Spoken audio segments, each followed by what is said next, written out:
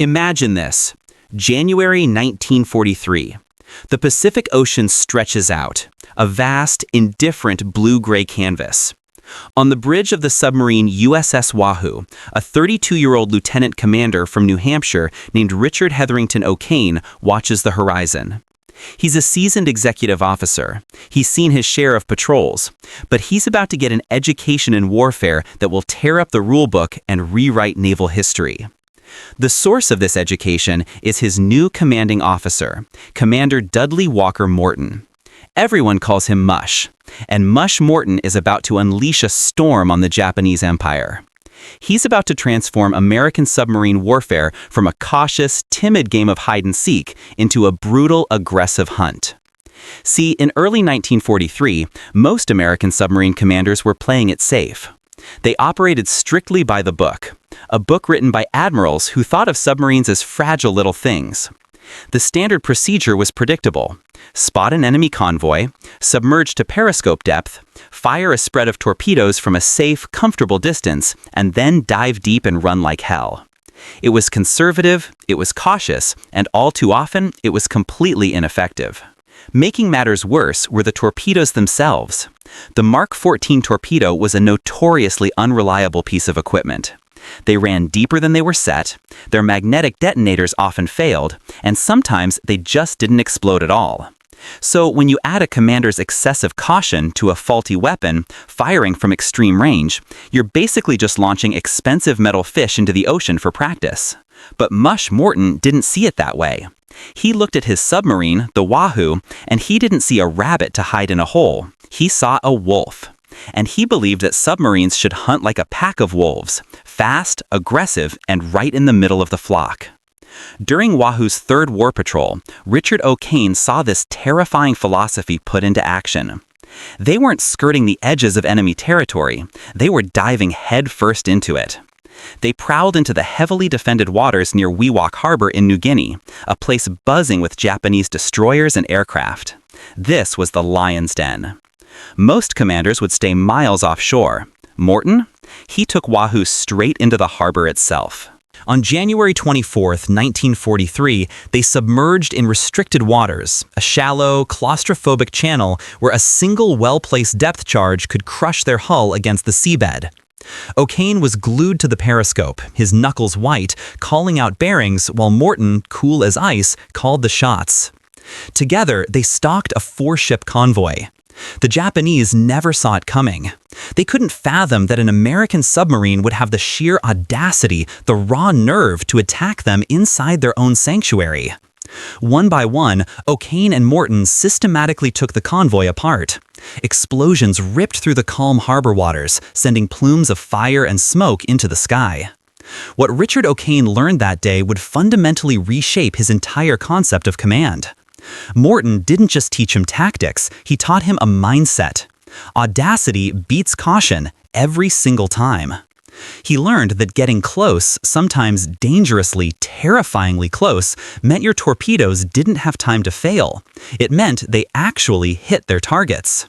He learned the devastating power of the night surface attack. A submarine on the surface at night is a sliver of black against a black ocean. It's almost invisible. Morton would take the Wahoo, a 1,500-ton vessel, and race it on the surface right into the heart of an enemy formation. He maneuvered between ships like a nimble destroyer, firing torpedoes at point-blank range where they simply could not miss. The official Navy doctrine screamed, "Avoid detection at all costs." Morton's philosophy was different. He argued that detection didn't matter if you sank everything in sight before the enemy could even react. Every patrol with Morton was a masterclass.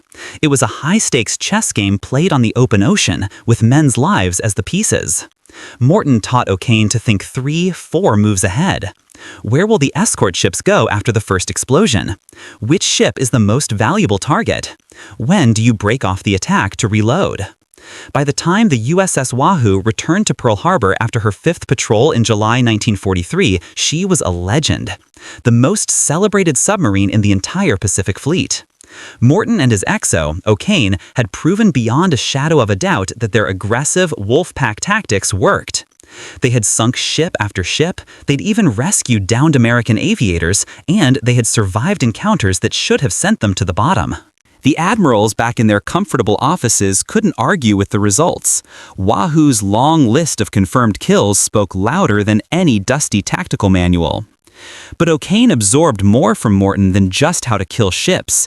He learned how to lead, how to command a crew of men who knew, deep down, that every time they left port, it might be their last. He learned how to keep morale high when you're ordering your crew to charge headfirst into situations that other submarines were actively fleeing from. He learned how to make those critical split-second decisions where a moment's hesitation meant certain death for everyone.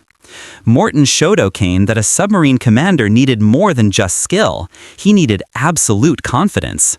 Not arrogance, but an unshakable, deeply rooted certainty that his decisions were the right ones, even when every survival instinct was screaming to turn and run. In October 1943, the Navy decided the student was ready. Richard O'Kane was given his own command, the USS Tang, a brand new Balao-class submarine fresh off the slipway at Mar Island Naval Shipyard. She was 311 feet of hardened American steel, an apex predator of the deep, designed for one singular deadly purpose: to hunt and kill Japanese ships. O'Kane hand-picked his officers, bringing over many of the veterans who had served and learned alongside him on the Wahoo.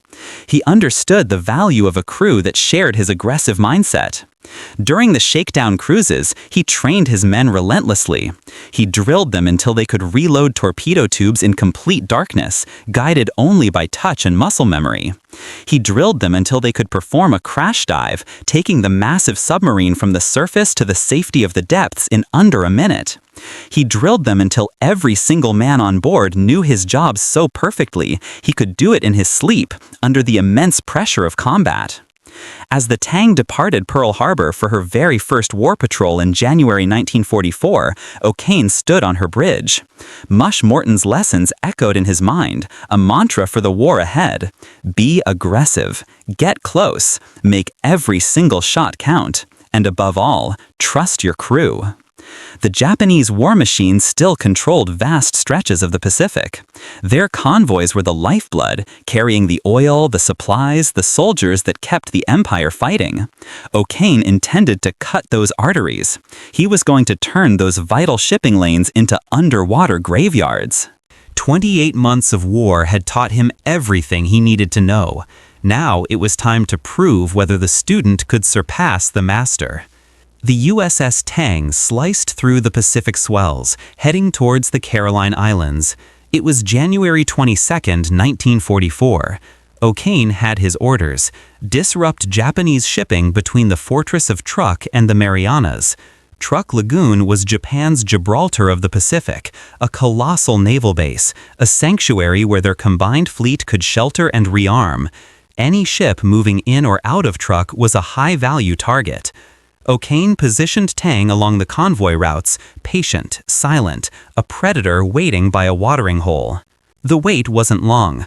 On February 17th, the electronic hiss in the radar operator's headphones sharpened into a clear signal. Contacts. Multiple ships. 18,000 yards out, steaming in formation. O'Kane's voice cut through the quiet tension of the control room. Battle stations. He brought Tang to the surface. Under the cloak of a moonless night, the submarine was a ghost, a mere shadow against the black water. He closed the range, 5,000 yards, 4,000. He brought them in to 3,000 yards, close enough to see the dark silhouettes of the cargo vessels against the faint starlight on the horizon. At 03:42 hours, the first torpedo hissed from Tang's forward tubes. The crew counted the seconds. 45 seconds later, the night erupted. A massive freighter exploded in a brilliant flash of orange and yellow, fire tearing through its superstructure. The convoy, thrown into chaos, scattered like frightened birds. But O'Kane was already moving, his mind calculating, anticipating. Over the next 6 hours, he conducted a symphony of destruction, a perfect demonstration of everything Mush Morton had taught him. The Tang raced on the surface between targets, its diesel engines roaring. He fired torpedoes from multiple angles, his crew reloading with lightning speed, while the spray from near-miss shell splashes drenched the men on the bridge. The Japanese escorts were blind, dropping depth charges where they thought the Tang had submerged. But O'Kane wasn't hiding. He was on the surface, using his superior speed and the all-encompassing darkness as his shield. By the time the first rays of dawn painted the eastern sky, 2 freighters and 1 tanker were on their way to the ocean floor. The Tang slipped beneath the waves as the sun rose, leaving the Japanese to stare at the burning oil slicks and count their dead.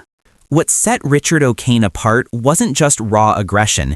It was a cold, calculated, analytical aggression. He was a thinking man's brawler. He studied each target, estimated its tonnage, identified the most valuable ships in any convoy, and then prioritized his attacks with the precision of a surgeon. A tanker carrying precious fuel oil was a higher priority than a simple cargo ship. A transport carrying troops was the ultimate prize.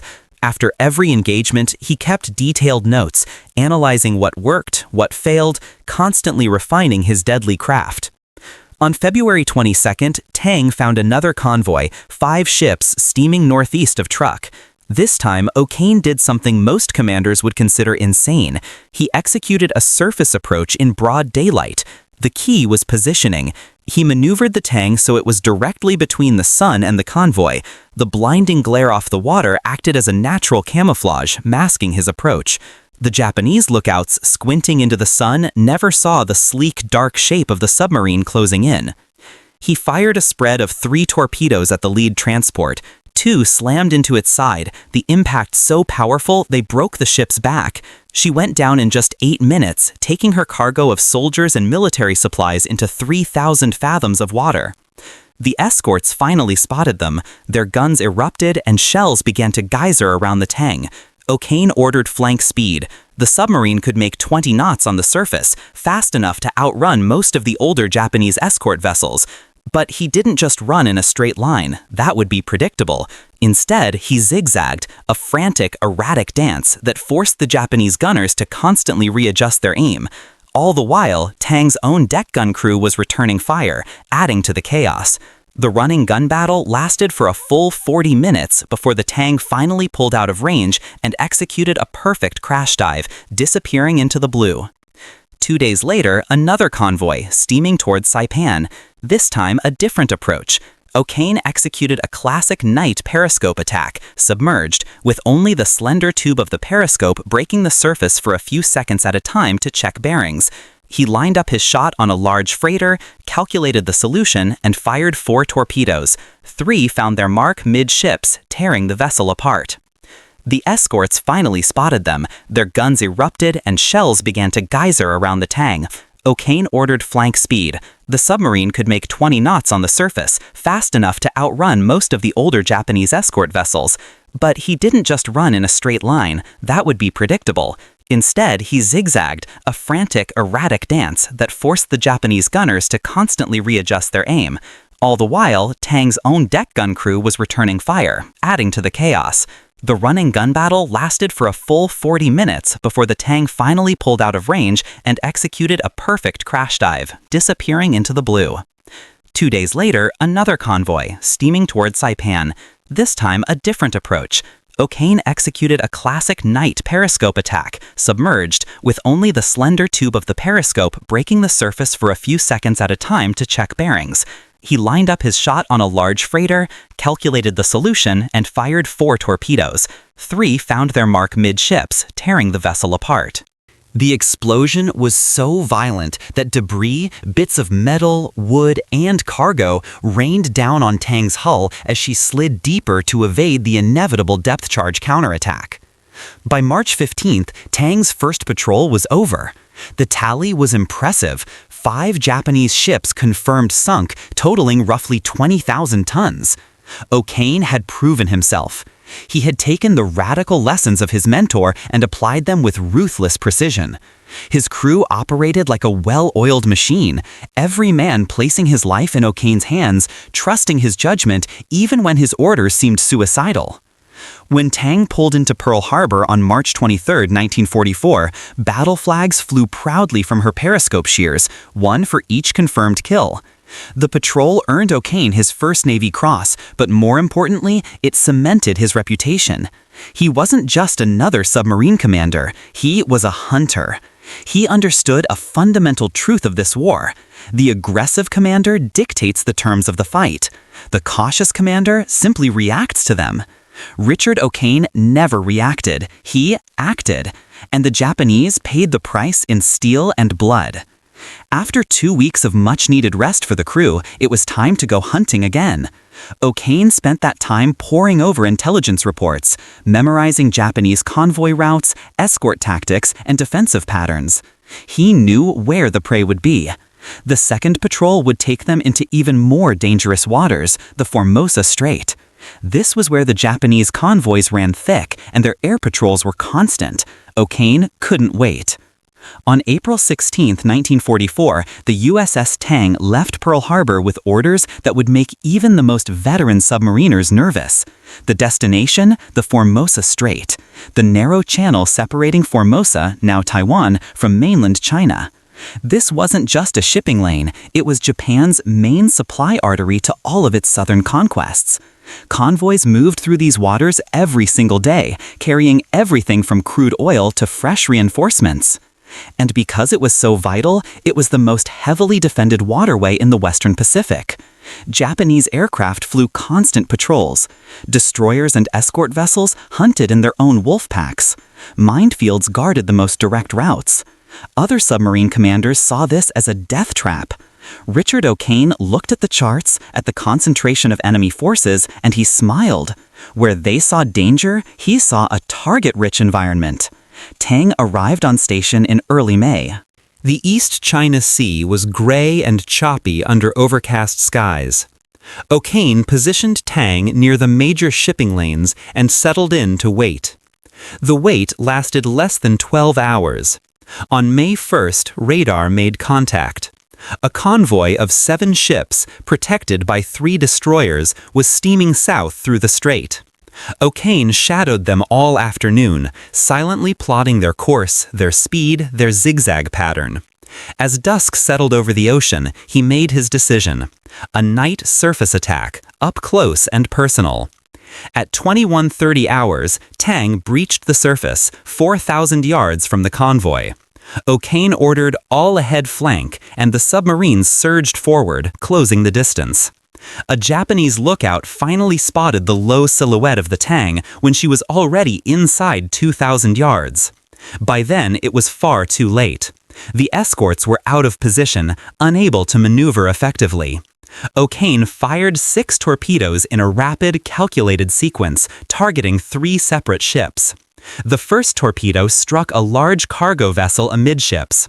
The explosion was so massive it lit up the entire night sky like a flash of lightning, momentarily turning night into day.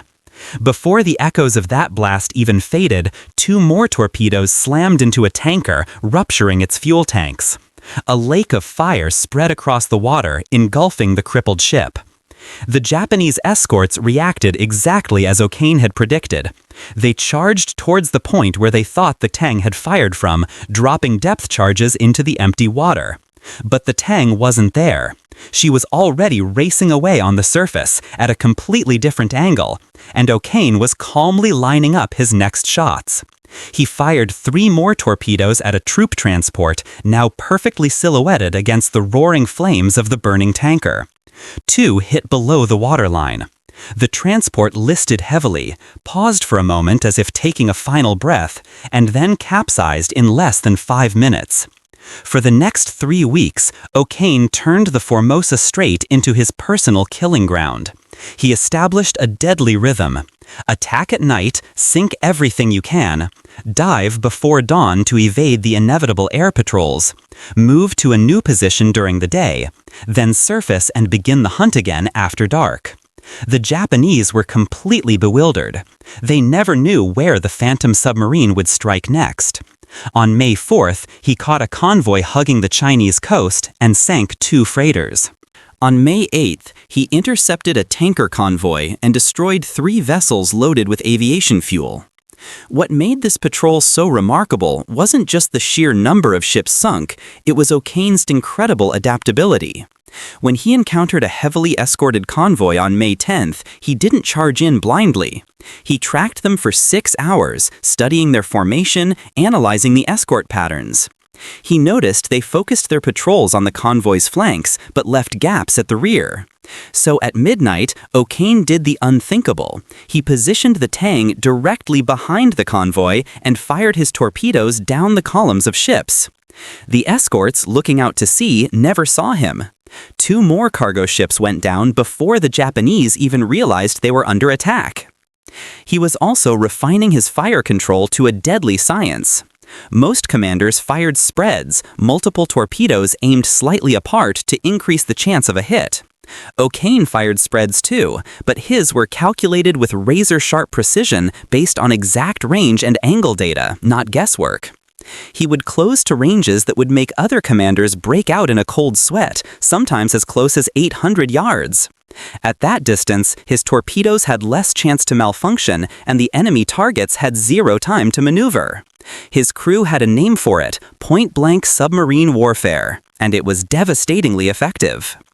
The Japanese finally realized that a single hyper-aggressive American submarine was responsible for the chaos. They doubled the air patrols and assigned more destroyers to escort duty.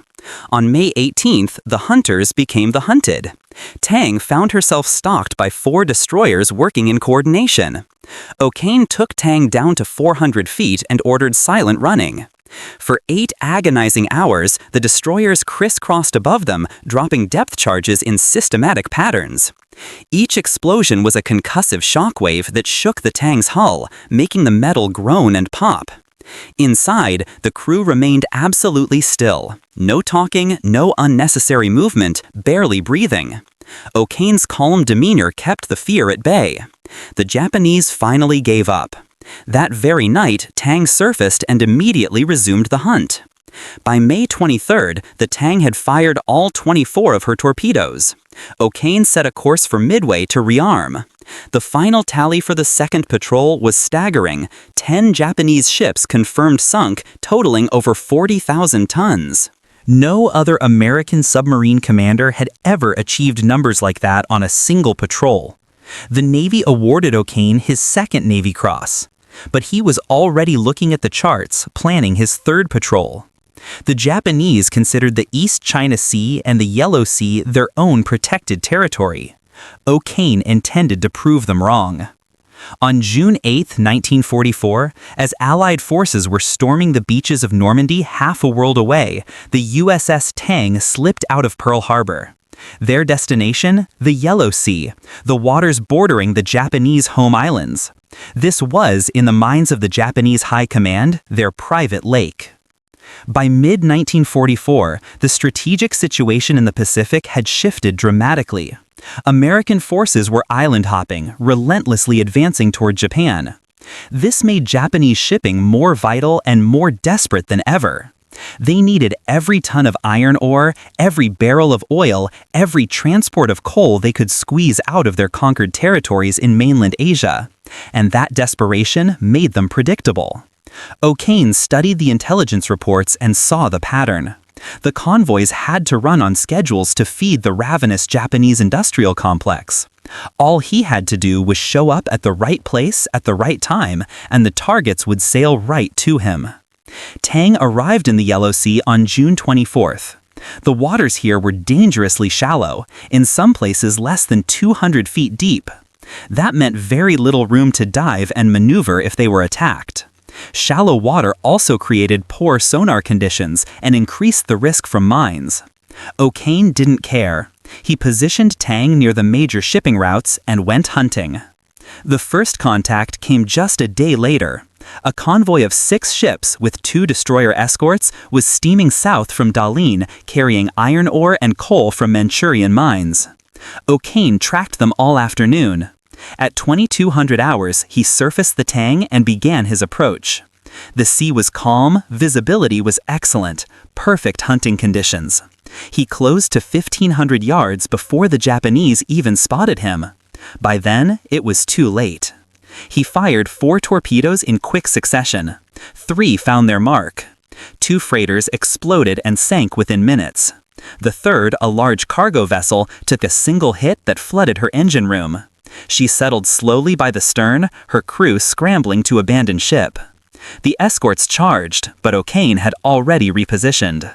In a move of incredible audacity, he fired 2 more torpedoes at one of the attacking destroyers. It was a bold gamble. Destroyers were fast, maneuverable targets, and wasting torpedoes on escorts meant fewer for the valuable cargo ships. Both torpedoes missed as the destroyer turned hard to evade. O'Kane didn't waste time on a second attempt. He ordered flank speed and the Tang raced away into the darkness. What happened next became one of the most controversial events of O'Kane's career. On June 28th, Tang encountered a large transport vessel steaming alone, without an escort. O'Kane identified it as a troop transport based on its configuration and the activity he could see on its decks. He fired 3 torpedoes. All 3 hit. The ship broke in half and sank in less than 4 minutes. It was only after the war that Japanese records revealed the grim truth. That ship was carrying over 3,000 Japanese soldiers being redeployed from Manchuria. The sinking was one of the single deadliest submarine attacks of the entire Pacific War. In his log, O'Kane recorded the event with clinical detachment: tonnage, position, result. For him, the war was a brutal mathematics. Every soldier on that transport was one fewer enemy that his fellow Americans would have to face on some bloody island beach in the future.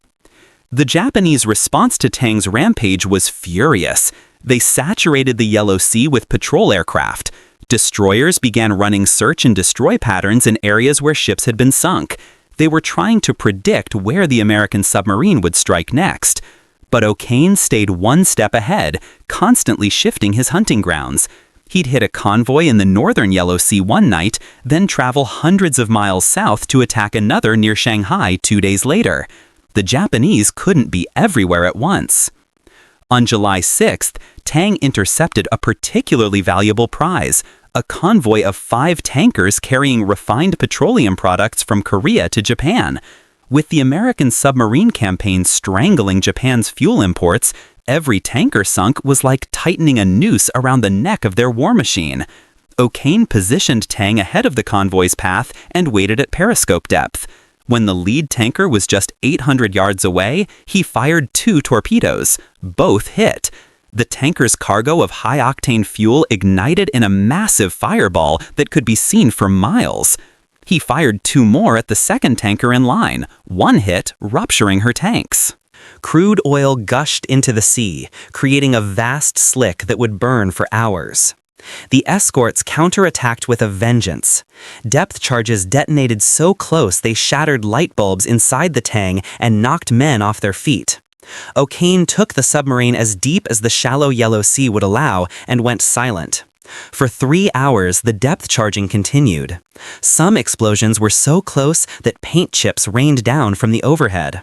Throughout it all, O'Kane remained a pillar of calm, issuing quiet orders, maintaining absolute silence. His crew had drilled for this. They trusted him to get them out. When the Japanese finally left, Tang surfaced after dark, and O'Kane coolly radioed a contact report to Fleet Command. By July 15th, Tang had used 18 of her 24 torpedoes. But O'Kane had no intention of going home. He took Tang back into the East China Sea, hunting along the routes between Shanghai and the Ryukyu Islands. On July 19th, he found what he was looking for, a large cargo convoy steaming toward Okinawa. He expended his remaining 6 torpedoes in 2 separate attacks, sinking 3 more cargo vessels before finally setting course for Pearl Harbor. Tang's third patrol had been another stunning success. The official tally was 13 ships sunk, though post-war analysis would revise that. O'Kane had taken his boat into the enemy's backyard and dominated. He earned his third Navy Cross. But more importantly, the Japanese were learning to fear the shadows in their own home waters. And the USS Tang was the most feared shadow of all. On September 24, 1944, the USS Tang departed Pearl Harbor for what would become the most legendary and ultimately tragic submarine patrol in American naval history. O'Kane was heading back to the Formosa Strait, the hunting ground where he had achieved such spectacular success on his second patrol. But the war had changed. American forces were now preparing for the massive invasion of the Philippines. O'Kane's orders were brutally simple: cause chaos, disrupt Japanese shipping at all costs. His primary targets were troop transports and tankers. Every soldier he could prevent from reaching the Philippines meant fewer American casualties on the invasion beaches. Every tanker he sank meant Japanese planes and warships would have less fuel to fight back. The mathematics of submarine warfare had become brutally clear. Sink enough ships, and Japan's ability to wage war would collapse entirely. Tang arrived in the Formosa Strait in early October. The weather was deteriorating. Typhoon season was approaching, bringing with it heavy seas and low visibility. These were perfect conditions for a submarine. Rough weather made it harder for Japanese aircraft to spot them, and it forced convoys to bunch up for protection, creating dense, target-rich environments. The first contact came on October 10th. Radar picked up a massive convoy steaming south, 11 ships protected by multiple escorts. This was the jackpot. O'Kane shadowed them all afternoon. He noted the escorts were concentrating their patrols on the seaward side of the convoy, expecting an attack from the open ocean. So, O'Kane planned to attack from the landward side, where they would least expect it. As darkness fell, Tang surfaced and began her approach at flank speed, cutting through the heavy swells, the spray drenching the bridge crew. At 2,000 yards, O'Kane ordered the first spread of torpedoes away, targeting the 3 largest ships he could identify. The torpedoes left the tubes at precisely calculated intervals. The first slammed into a troop transport, the second hit a large cargo vessel, the third missed, thrown off course by a rogue wave. O'Kane didn't pause. His fire control team was already feeding him new solutions. The Japanese escorts, finally spotting them, were out of position, struggling to maneuver in the heavy seas. O'Kane fired 3 more torpedoes at a tanker. 2 hit, and it erupted in flames, burning from bow to stern. The convoy scattered in panic, individual ships breaking formation. This is exactly what O'Kane wanted: isolated targets stripped of their coordinated protection. He chased down a fleeing freighter and put 2 torpedoes into her. She capsized and sank in less than 10 minutes. By dawn, Tang had sunk 4 ships and damaged 2 others. O'Kane submerged to wait for the next night. He had 14 torpedoes remaining. October 1944 became Tang's killing month. Between the 10th and the 24th, Richard O'Kane orchestrated a systematic campaign of destruction that has never been equaled. On October 11th, he intercepted another convoy. This time, instead of a night surface attack, he waited submerged ahead of their path and fired a spread of 4 torpedoes from periscope depth. 3 hit. He then evaded the escorts, surfaced behind the scattered convoy, and sank another freighter before slipping away. The pattern continued, a relentless cycle of hunt, attack, and kill. On October 23rd, one of the war's most dramatic submarine actions unfolded. Tang spotted a convoy of 3 high-priority tankers protected by an incredibly heavy escort of 5 destroyers and 2 patrol boats. Intelligence suggested they were carrying aviation fuel desperately needed for the defense of the Philippines. O'Kane knew the escorts would be aggressive, but the prize was too valuable to ignore. He waited until after midnight, then surfaced the Tang in raging seas. The rough weather was his cover. Lookouts on the destroyers couldn't spot Tang's low profile in the deep wave troughs. He closed to 1,200 yards and fired 6 torpedoes in rapid succession, targeting all 3 tankers. 5 hit. The first tanker exploded in a colossal fireball. The second took 2 hits and broke in half. The third was struck near the stern and began to sink rapidly. The escorts went berserk, firing their guns wildly in all directions, dropping depth charges at random. But O'Kane did the last thing they expected. He didn't dive. He stayed on the surface, racing between the burning hulks, using the flames and the chaos as his shield. It was insane, audacious, and brilliant. He fired 2 more torpedoes at a cargo vessel trying to escape the carnage. Both hit. In one furious engagement, he had sunk or crippled 5 ships and escaped without a scratch. But the most extraordinary event of this legendary patrol happened later that day. Tang came upon the scene of an American air attack on another Japanese convoy. The planes had hit several ships, leaving survivors from both sides in the water. O'Kane spotted downed American airmen among the Japanese sailors. Standard procedure was to clear the area immediately. Surfacing near enemy survivors was an open invitation to be attacked. O'Kane ignored procedure. He brought the Tang to the surface in broad daylight in enemy-controlled waters and began rescuing the American pilots. For 30 minutes, the Tang remained completely exposed while his crew pulled 22 downed airmen from the water. Japanese aircraft circled high overhead, but amazingly they held their fire. They had their own survivors in the water too. O'Kane used that momentary, unspoken truce to complete the rescue, then crash-dived the Tang just as a Japanese patrol plane began its attack run. The bombs missed. The rescued airmen, huddled in Tang's cramped interior, were stunned. They couldn't believe a submarine commander would risk his boat and his entire crew to save them. O'Kane's log entry was simple. Leaving American pilots to drown was not an option. By October 24th, Tang had used 23 of her 24 torpedoes. In just 14 days, she had confirmed 13 enemy ships sunk. O'Kane had 1 torpedo left. He intended to use it. The night of October 24th, 1944 began like so many others. O'Kane had positioned Tang in the Formosa Strait, hunting for one last target. Just before midnight, radar picked up a convoy, 2 transports and several destroyers. O'Kane made his decision. One last surface attack, close range. Make the final torpedo count and then head for home with a perfect patrol record. Tang surfaced and began her approach. The sea was calm now, visibility good under a quarter moon. O'Kane could see the transports silhouetted on the horizon. He closed the range. 2,000 yards. 1,500. His fire control team fed him the data. Everything was perfect. This would be a textbook kill.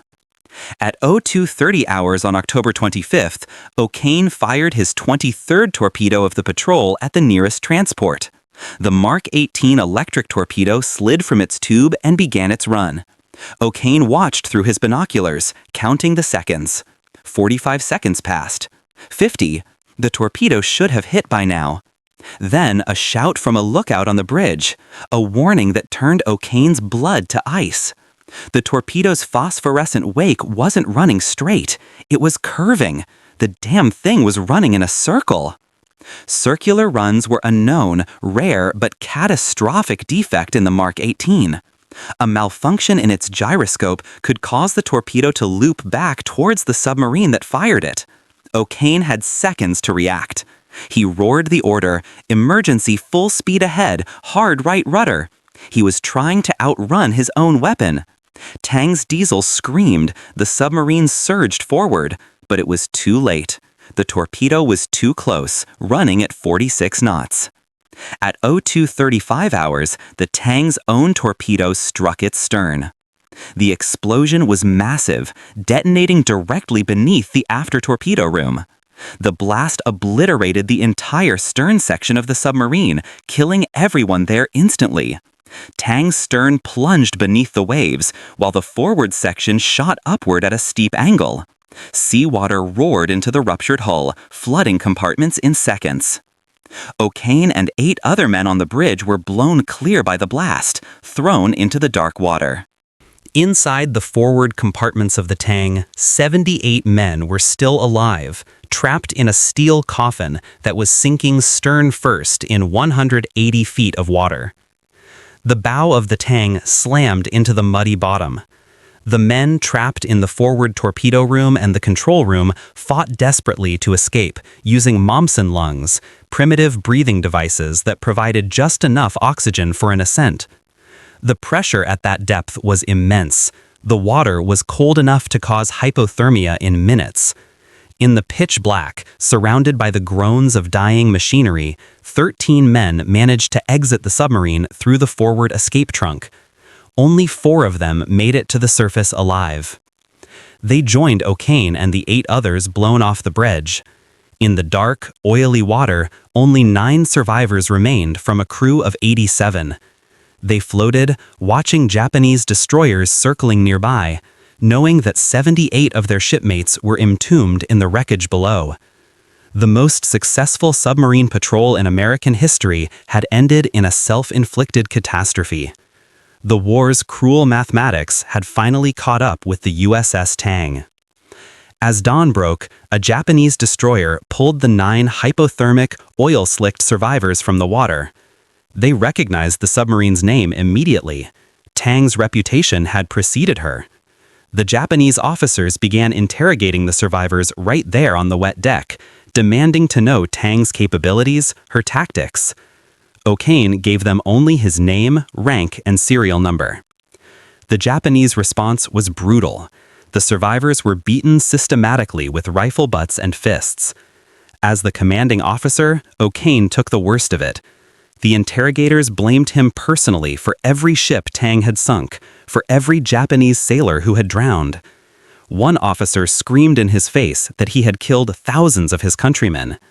O'Kane remained silent, repeating only his name, rank, and serial number. The 9 survivors were taken to a military prison in Formosa. The interrogations continued, this time by naval intelligence officers who asked specific technical questions. O'Kane and his men revealed nothing. They endured. Conditions in the prison were horrific. The food was minimal, a bowl of rice, sometimes with fish heads. The cells were tiny. Disease was rampant. O'Kane's leg, badly injured in the explosion, became infected, and he was racked by fever for weeks. They were subjected to constant psychological torture, told America was losing the war, that their families would be killed. In December 1944, they were transferred to Japan itself, traveling in the dark, filthy hold of a transport ship, the very same kind of vessel they had spent years hunting. The irony was not lost on them. They arrived at the Ofuna interrogation camp, a place that was not officially a POW camp, meaning the Geneva Convention rules did not apply. The winter of 1944-45 was brutal. Food rations dwindled to almost nothing. O'Kane's weight dropped from 170 pounds to under 120. The men suffered from beriberi and other diseases of malnutrition. But through it all, O'Kane remained their commander. He organized quiet acts of defiance, like singing American songs softly at night, keeping their spirits from breaking completely. Their war finally ended on August 29, 1945, when American Marines walked through the gates of the camp and liberated them. 9 months of torture and starvation were over. O'Kane and his 8 crewmen had survived. After the war, as American forces captured Japanese naval records, the full, staggering truth of Tang's success emerged. If anything, O'Kane had underestimated their achievements. Post-war analysis confirmed the USS Tang had sunk 24 ships, totaling 93,824 tons. No other American submarine commander even came close. On March 27, 1946, President Harry S. Truman presented Richard O'Kane with the Medal of Honor. The citation detailed Tang's incredible final patrol, the ship sunk, the rescue of the downed airmen, the audacious tactics that had rewritten the book on submarine warfare. O'Kane, still gaunt but standing tall, accepted the medal not for himself, but in the name of the 78 men of the USS Tang who never came home. His legacy was cemented. His aggressive tactics, the lessons learned from Mush Morton and perfected through 4 patrols of intense combat, became required study at the submarine school. He proved that a commander who took calculated risks, who got close, who attacked with unrelenting ferocity, could achieve strategic results that changed the course of the war. Richard O'Kane retired from the Navy as a Rear Admiral in 1957. He spent the rest of his life writing and teaching and always honoring the men he'd lost. He died in 1994, and his ashes were scattered at sea, a final return to the deep Pacific where he had become a legend, proving that one determined commander and one well-trained crew could hunt like wolves and change the world.